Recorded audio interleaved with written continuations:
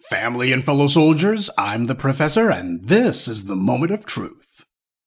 Dr. John Henrik Clarke said that the white media is out to control image, and that if they can control what you see, they can control how you see yourself. And if they can control how you see yourself, they can control what you do about yourself. And he was right. A couple of years ago it was Harriet. Last year it was the Woman King. And this year we have some straight-to-video crap called Call Her King. I know that in this day and age of psychological masturbation, there's a contingent of hood rats and so-called boss bees who think that kind of thing is cute. But over here in the land of black common sense, we understand this kind of thing is not a compliment and it's not harmless. The enemy wants to cause confusion among black people, and a large part of that is trying to indoctrinate us with all sorts of confusion about who we are and saddling us with identities that we didn't actually choose. And when you see these white media corporations over and over and over again telling black women that they're kings, calling them kings all the time, at some point you're supposed to recognize that there's a program at work here, because they never do that with white women. When there's some white supremacist or apologist for white supremacy who tries to lie and say, well, there's nothing racial about it, then the first thing you should ask them is, why don't they do this with white women then? Think about all of the movies and TV shows that they make whenever they show white women who are the leaders, or they are the regents or the monarchs, whether it be Elizabeth or Joan of Arc or Boudica. She was the one who fought against the Romans. They do stuff about white women who are shown as swinging a sword or leading armies, but they never call them kings. So if it's good enough to call a black woman a king, then why isn't it good enough to call a white woman a king? They made that movie about Margaret Thatcher. They called her the Iron Lady. Even when she was alive, they always called her lady, no matter how unladylike she was. She was the most unfeminine person I'd ever seen. But they always called her a lady. Never called her a gentleman, never called her one of the boys, never called her a king or anything else, always lady. They do movies about that racist old hag, Queen Elizabeth II. They called her movie The Queen. She became queen when her father died. And she was in Africa when she got the news that her pops had passed, so why not call this woman, who was the first female monarch of Britain in decades, a king then? After all, we hear all the time about a woman in a man's world. White feminists say that all the time, but you won't catch them calling themselves kings because they seem to think that that would diminish them somehow. But they'll happily degrade black women like that all day long, and even get people like Viola Davis to reinforce and co-sign what is a blatant insult. Just look at how white women Amazons are portrayed by the white media. And then look at how they portray black women. Am I supposed to believe that these white Amazon women who lived in a society with no men were running around with makeup, lipstick, and eyelash extensions? Oh, these are the most dolled up Amazons you've ever seen. And they always do that if they're white. But where black women are concerned, they go out of their way to portray black women as being as manly and unfeminine and brutish and unattractive as possible. When you strip a woman of her femininity, you also have stripped her of an essential part of her identity. The word identity means sameness. What is this person the same as? Black women are not identical to black men. They're not identical to men at all. And when you push the lie that they are, what you're also doing is saying that black people as a group are all monolithic, or as Brother Tariq would say, just one big nigger. This movie stars a woman named Naturi Naughton, who, like Issa Rae, has a father who's from overseas. Naturi Naughton's father is from the Virgin Islands. And you won't be surprised to learn that this garbage is going to be shown on BET+, which, as we all know, BET is owned by a white media corporation, Viacom, aka CBS. And even before the merger, Bob Johnson allowed white men to tell him what he could and could not put on BET. So that network has always been white-run, if not necessarily white-owned. BET was only black-owned in name only. Johnson did what the white sponsors he wanted money from told him to do. So this is what the white-owned BET is up to these days. This is the kind of media this white corporation is pushing onto black people and trying to glorify and trying to get us to look up to and aspire to and think this is all right. This is a phony identity that they're attempting to get us to take upon ourselves. And speaking of white media figures, this Call Her King crap isn't even produced by black people, just like The Woman King was produced and written by white women. This Call Her King nonsense is produced by a white man, Andrew Vandenhouten. He has a so-called company called Blacklight Entertainment. This company's alleged mission is to provide quality opportunities for people of color and other traditionally disadvantaged people in front of and behind the camera. Now, right there, anyone who has listened to the black media for 5 minutes knows this is all an anti-black Trojan horse. The company is called Blacklight Entertainment. This is, of course, playing off the idea that anything that has the word black in its title is for black people. This Call Her King crap is starring 2 black actors too, and yet when you look at what the so-called Blacklight Entertainment's mission is, you don't see them use the word black at all. Instead, we see the usual weasel words, people of color, and we also see other traditionally disadvantaged people. That means LGBT. Whenever you see someone say other disadvantaged people, that means LGBT. Because other disadvantaged people would also include those with some sort of physical disability, but you never see them decide to make opportunities for people who are, say, in a wheelchair or people who are, say, blind. It's always other disadvantaged people means based on sexual orientation. There are a lot of organizations and movements like BLM and the GRIO and the Root and the so-called National Black Justice Coalition. All of them claim to be about black advocacy, or at least they want you to think that. But as soon as you go to their websites or listen to what they say, the entire conversation's all about people of color and LGBT lifestyles. They don't do anything or say anything on behalf of black people. They simply use the word black as a way to lure black people in, and black folks think, oh, this is a group that's going to actually advocate for us, because God knows we need some that will. And then as soon as you walk in the door, they're telling you that we got to get to work to provide opportunities for everyone except black people. It's just the same old racial political rope-a-dope. You have people like that little worm, John Leguizamo, who's lying through his crooked buck teeth, claiming all kinds of things were created by non-black people when he knows it's not true. So much of what he tries to lay claim to are things that black people actually did. And by the way, when you see John Leguizamo talking about Latino culture or Latino accomplishments, he doesn't say anything about black Latinos or black anything. See, when John Leguizamo talks about Latino directors and actors in movies, people like him, he doesn't say people of color. He just says Latino, full stop. When Asians talk about movies starring, directed by, and produced by Asians, they say Asian, full stop. They don't say people of color, and they certainly don't say black. They don't talk about other marginalized groups either. They don't mention anyone else. And nobody ever calls that divisive or exclusionary. Nobody ever uses those words unless they're talking about black people. And speaking of other marginalized groups like the LGBT community, Hollywood has had open and closeted gay people from its inception.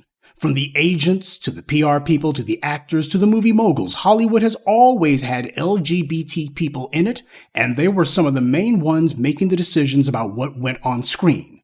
And a lot of these LGBT figures in Hollywood were the ones putting out the racist images of black people. A lot of the LGBT figures in Hollywood were the ones working to keep black people marginalized. Remember Ed Buck? The racist serial rapist killer who was himself an actor and part of the LGBT community, and we have yet to see any white LGBT figures of note call out the murders that he committed. There is a huge anti-black racist tradition in the LGBT community, but it never gets called out, except by the black grassroots. This Call Her King crap is the same game these white media racists pull all the time. Everybody tries to use us to bootstrap and launch their own media ventures, which will never benefit us at all. They start a so-called company, then put the name black into the title of it somewhere, then get 1 or 2 front Negroes to stand out front, for some presents. And this fools a lot of black people into supporting it and giving their money to it. Same way black people gave money to Lionsgate for those Tyler Perry movies back in the day. And these white media owners use black people as a springboard to build themselves an economic base, which they use to create opportunities for everyone except black people.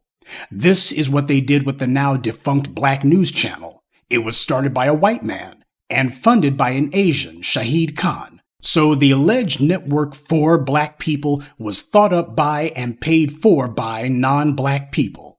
And what kind of content did BNC put out? People of color this, LGBT that, attack the patriarchy, which always means black men. It was anti-black propaganda. Black puppets spouting lies and gibberish spoon-fed to them by these non-black political operatives.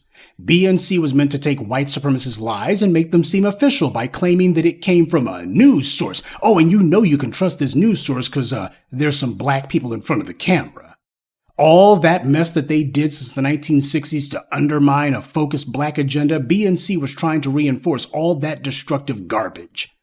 And they had the nerve to put the name black on it, because they've seen time and again that putting the false label of black on these white supremacist projects fools a lot of black people into subsidizing their own destruction. Now, the black grassroots were all over BNC from the jump. I'm proud of the part that I played in helping to expose them, to expose who paid for them, who controlled them, bootlicking punks like Mark Lamont Schill, who was spouting their lies on camera. And they eventually had to fold up tent because we starved them for oxygen. Byron Allen is claiming that he's going to resurrect that zombie, but that's just throwing bad money after worse. And don't be fooled by them having a so-called black man who claims to also be a partner in this company. Remember, the Black News Channel was allegedly started also by a black person, J.C. Watts. And how much control did he have over Black News Channel? I think we all know by now that the person who matters most in these so-called organizations is whomever ponies up the money. And from Famous Amos to Don Lemon, these white companies have proven that when they want to push that black partner out of the way, they can do it anytime they get ready. And they will, because when white supremacy is done with its tools, it breaks its tools. It is unintelligent to call a woman a king because you can't have a king without a queen. And if the black woman is a king, then who is her queen? Who is her partner? You never see the white media trying to push the image of calling white women kings or Asian women or Hispanic women or anyone else that title. The white media has always pushed the racist lie that black women are somehow inherently unfeminine. Black women just naturally lack femininity. They're just masculine because reasons. On the one hand, you have white supremacist males who want to cover up that they can't keep their rockets, or rather firecrackers, in their pockets around black women. And on the other hand, you have white supremacist females who try to cover up their own embarrassment and insecurity that even after 500 years of promoting white women as the only standard of beauty and femininity, black women, their polar opposites, still turn heads anyway. The white supremacist female can see that black women are most likely to have the most curves, just like that white supremacist male does. And when it comes to that, well, people envy what they can't have, and when they realize they can't have it, they attempt to destroy it. And the same way we see the white male media executives try to portray black men as being all LGBT, or timid, or dumb, so we also see these white female media executives trying to portray black women as all obese, undesirable, and all of them lacking femininity. Why do they keep pushing these lies? Because white supremacy is weak, and the only way that the weak can rule over anyone else is if they can keep everyone else completely powerless. So white supremacy absolutely requires constant reassurance every single day that it is not in danger of falling. Images of black women as anything other than feminine means that white supremacist females don't have to fear competition. But it only works if they can get us to go along with the lies, and that's why they focus so heavily on absolute control of the images you see.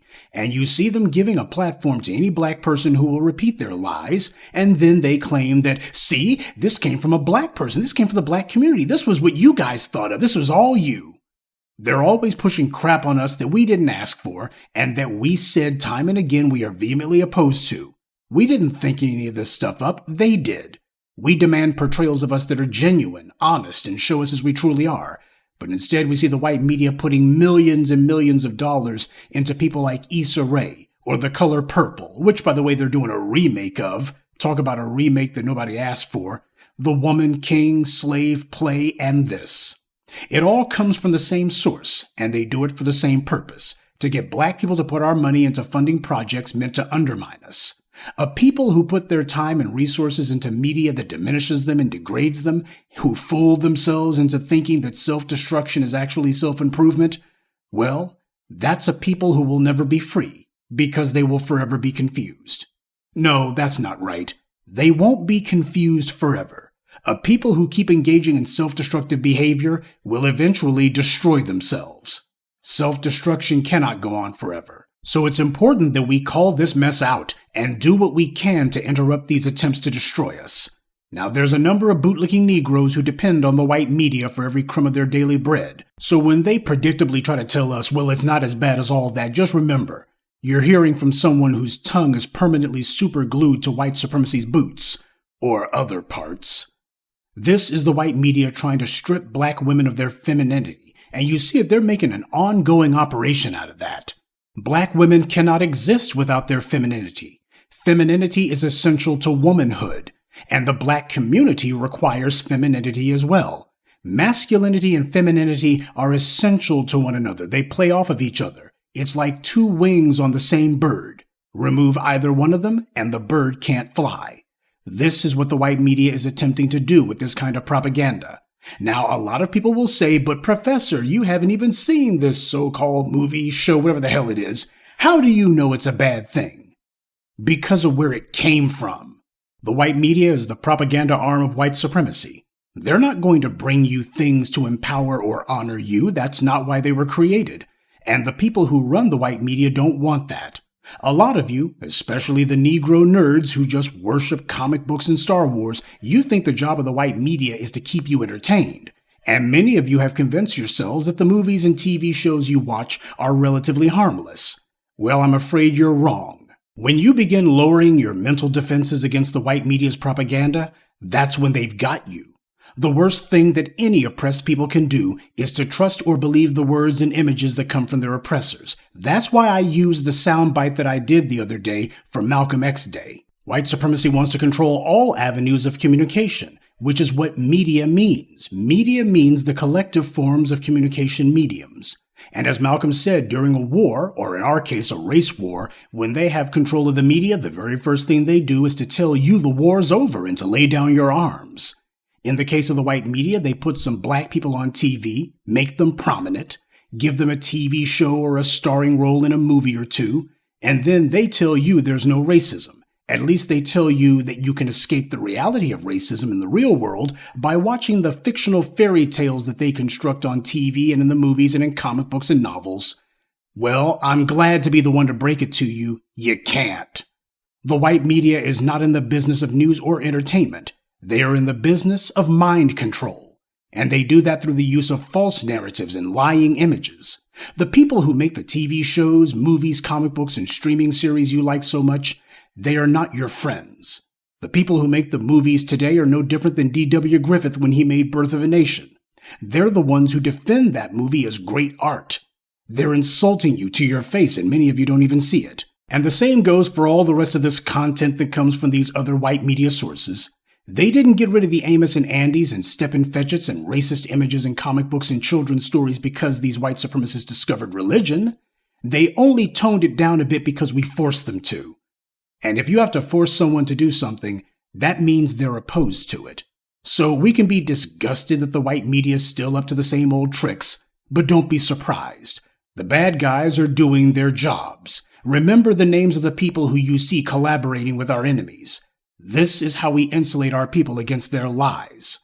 The eyes are the windows to the soul, but not only do your eyes let people see what's going on in your mind, the eyes also allow all kinds of things into your mind too. So exercise control over what you see. Exercise control over what you allow into your mind. Good day, and be one. I'd like to take a moment to mention some of our contributors. Mark Stroud, Suleiman Alaji, Brenda McPherson, Ronald Waits, and Greg Wilson. Salute to them and thank you to everyone for listening, liking, and sharing this message. Black empowerment only exists because of you.